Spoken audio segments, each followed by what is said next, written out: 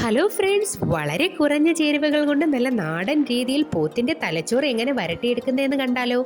അപ്പോൾ അതിനായിട്ട് നല്ല ഫ്രഷ് ബ്രെയിൻ കിട്ടിയിട്ടുണ്ട്. ഇത് നന്നായിട്ടൊന്ന് വാഷ് ചെയ്ത് ഇതിൻ്റെ ബ്ലഡ് എല്ലാം റിമൂവ് ചെയ്തതിന് ശേഷം ചെറിയ ചെറിയ പീസായിട്ട് മുറിച്ച് വയ്ക്കാം.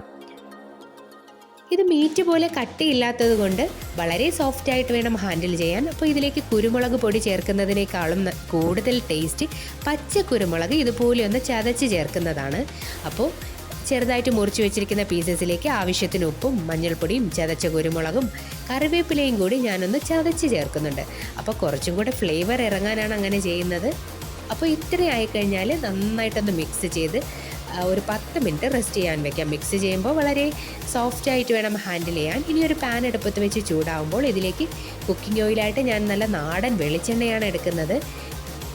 എണ്ണ ചൂടായി വരുമ്പോൾ അടിയിലായിട്ട് കുറച്ച് കറിവേപ്പില നിരത്തി കൊടുക്കാം. മീനൊക്കെ ഫ്രൈ ചെയ്യുമ്പോൾ അടിയിൽ ഒട്ടിപ്പിടിക്കാതിരിക്കാൻ വേണ്ടി കറിവേപ്പില നിരത്തുന്നത് പോലെ തന്നെയാണിത്. മീനിനേക്കാളും വലിയ സോഫ്റ്റാണ്, അതുകൊണ്ടാണ് ഇങ്ങനെ ചെയ്യുന്നത്. അപ്പോൾ മൂടി വെച്ച് തിരിച്ചും മറിച്ചും ഇട്ടൊന്ന് കുക്ക് ചെയ്തെടുക്കാം. അപ്പോൾ കളർ കുറവായതുകൊണ്ട് ഞാനൊരല്പം മഞ്ഞൾപ്പൊടിയും കൂടി ചേർത്ത് കൊടുത്തിട്ടുണ്ട്. അപ്പോൾ ഈ ഒരു പരുവത്തിനായി കഴിഞ്ഞാൽ ഇവിടെ റെഡി ആയിട്ടുണ്ട്. അപ്പോൾ ഇത് നല്ല ചൂടപ്പത്തിൻ്റെ കൂടെയാണ് ഞാൻ ടേസ്റ്റ് ചെയ്യാൻ പോകുന്നത്. ഏതൊരു ഐറ്റത്തിൻ്റെ കൂടെ വേണമെങ്കിലും ടേസ്റ്റ് ചെയ്യാവുന്നതാണ്. അപ്പോൾ വളരെ ടേസ്റ്റിയാണ്. എല്ലാവരും ഒന്ന് ട്രൈ ചെയ്ത് നോക്കണേ.